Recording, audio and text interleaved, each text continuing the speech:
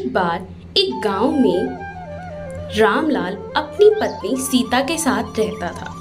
वह दोनों बहुत अच्छे से अपनी जिंदगी बिता रहे थे।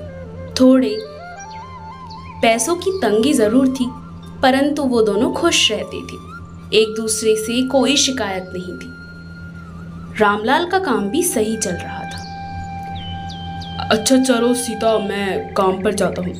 नहीं जाऊँगा तो साहब फिर गुस्सा करेंगे। वैसे वो कुछ कहते तो नहीं है, पर हमारी जिम्मेदारी तो बनती ही है कि हम जल्दी काम पे जाएं। रामलाल एक सेठ जी के यहाँ उनके गाय के तबेले की देखभाल करता था। सेठ जी के बच्चे और बहुएं सभी शहर में रहते थे। वह अकेले ही थे और थोड़ी उनकी उम्र भी हो गई थी, इसीलिए वह तबेले को संभालने के लिए उन्होंने रामलाल को रखा हुआ था। रामलाल बहुत ही ईमानदारी से और मेहनता से उनके तबेले की देखभाल करता था। कुछ ही समय बाद एक दिन जब रामलाल अपने काम पर वापस गया तो सेठ जी ने उसे नौकरी छोड़ जाने को कहा। उन्होंने कहा कि उनके बच्चे और बहुएं बाहर रहती हैं, इसलिए उन्होंने उनको बुला लिया है वहां पर रहने के लिए, तो अब वह काम छोड़ दे। परंतु सेठ जी, मैं काम छोड़ दूंगा तो मेरा घर कैसे चलेगा? आप ही बताइए ना, मैं कैसे जीऊंगा? मेरी बीवी है, मेरी बूढ़ी माँ भी है। मैं कैसे बताऊं रामलाल, मेरे बच्चे मान ही नहीं रहे हैं। तुम एक काम करो, यह सफेद वाली गाय ले जाओ। परंतु मैं इस गाय का क्या करूंगा? सेठ जी, मुझ पर दया कीजिए, मैं बहुत परेशान हूँ। यह गाय तुम कम से कम दूध तो देगी, इसका दूध बेचकर तुम अपना घर चला लेना। परंतु ये गाय दूध नहीं देगी सेठ जी, यह बूढ़ी हो चुकी है, मैं इसका करूंगा ही क्या? रामलाल फिर भी उस गाय को अपने साथ ले ही आता है और अपने घर के सामने बांध देता है। वह अपनी बीवी से जाकर जब वो बात बताता है, हे भगवान, अब क्या करेंगे जी हम? मुझे तो कुछ समझ में नहीं आ रहा है जी कि क्या होगा हमारे साथ। कहाँ ना कहाँ से आएगा, और आपकी माँ है, माँ जी है, ये इनकी दवाइयाँ कहाँ से आएंगी जी? मुझे तो कुछ भी समझ में नहीं आ रहा है। तुम चिंता मत करो बिल्कुल भी सीता, मैं हूं ना। अब तक जैसे चलता आ रहा है वैसे भी हम आगे चलाएंगे, उसमें क्या हो गया? तुम बिल्कुल भी चिंता मत करो। परंतु चिंता नहीं करूं तो क्या करूं जी, आप ही बताइए। हमारी आमदनी ही क्या थी? सेठ जी के यहाँ काम कर कर आप रोज कुछ रुपए ले आते थे, उसी से ही हमारे घर का राशन आता था। अब तो खाने को घर में कुछ भी नहीं है ना। मैं कोशिश करके देखता हूँ कहीं काम मिल जाए तो, और काम मिल गया तो अच्छी बात है ना। तुम इतनी चिंता मत करो। देखो, यदि तुम ऐसा करोगी तो मैं कैसे रहूँगा? हाँ, तुम ही तो मेरी हिम्मत हो ना। हाँ, आप सही कह रहे हैं जी। ऐसे हाथ पे हाथ रखे और इतनी चिंता करने से कुछ नहीं होगा।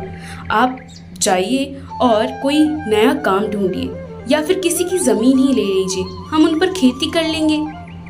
हाँ, मैं देखता हूँ गाँव में जाकर, शायद कुछ मिल ही जाए, शायद कोई तो फरिश्ता निकल ही आएगा। अभी मैं ज़रा गाय के पास जाता हूँ, उसको चारा खिला देता हूँ। बेचारी बूढ़ी है, ज़्यादा देर भूखी नहीं रहती। रामलाल गाय के पास जाकर और उसे चारा खिला देता है। वह रोज़ ऐसे ही गाय को चारा खिलाया करता था। ऐसे ही काफ़ी समय बीत गया, परंतु रामलाल को कोई काम नहीं मिला, पर वह रोज़ गाय को चारा ज़रूर खिलाता था। एक दिन जब वो गाय को चारा खिलाने जा रहा था और जैसे ही वह नज़र ऊपर उठाता है तो वह देखता है कि वहाँ पर एक नारियल का पेड़ है, और वह अपनी पत्नी से जाके उस नारियल के पेड़ के बारे में बात करता है। हाँ जी, आप बिल्कुल सही कह रहे हैं, वो नारियल का पेड़ माँ जी ने ही तो लगाया था जब वह इस घर में ब्याह कर आई थी। हाँ, हम उस नारियल पानी को बेचा करेंगे। तुम बिल्कुल ठीक कह रही हो। देखा, भगवान के घर देर है परंतु अंधेर नहीं है। हम नारियल पानी बेचेंगे, और वैसे भी गांव में नारियल पानी का कोई साधन ही नहीं है। मैं यहाँ पर नहीं, शहर में जाकर बेचूंगा। अगले दिन वह सोचता है कि वह शहर जाएगा और नारियल पानी बेचेगा। वह नारियल के पेड़ से नारियल तोड़ के कट्टे में भर के उन्हें अपने सिर पर रखकर लेके चला जाता है और शहर जाकर देखता है कि वह अपनी दुकान कहाँ लगाए, ठेला कहाँ लगाए। तभी उसको एक जगह दिखाई देती है, वहीं पर अपना वह ठेला लगा लेता है। एक कपड़े बिछाकर उस पे वह नारियल पानी रख देता है। काफ़ी समय तक तो कोई भी नहीं आता, परंतु वह अपनी आस नहीं तोड़ता। आवाज़ मार मार के लोगों को बुलाता है, नारियल पानी ले लो, ठंडा ठंडा गर्मी में आपके बदन को ठंडा कर देगा, नारियल पानी ले लीजिए। जी हाँ, बिल्कुल शुद्ध नारियल पानी, पेड़ से टूटे हुए नारियलों का पानी ले लीजिए।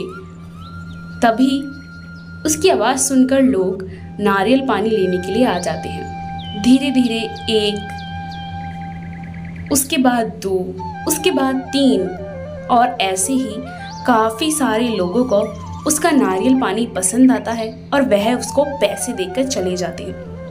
थोड़ी देर बाद ही उसकी दुकान पर इतनी भीड़ हो जाती है कि लोग खड़े होने की जगह भी नहीं रहती। गर्मी की वजह से लोग ज़्यादा मात्रा में नारियल पानी पीते हैं। कुछ ही सालों बाद रामलाल उसी नारियल पानी की ठेले की वजह से एक बड़ा सा घर बनाता है और उसमें आराम से रहता है। तो इस कहानी से हम यह सीखते हैं कि चाहे हम पे कितना भी बुरा वक्त क्यों ना आ जाए, पर हमें हिम्मत नहीं हारनी चाहिए, सब ठीक होता है।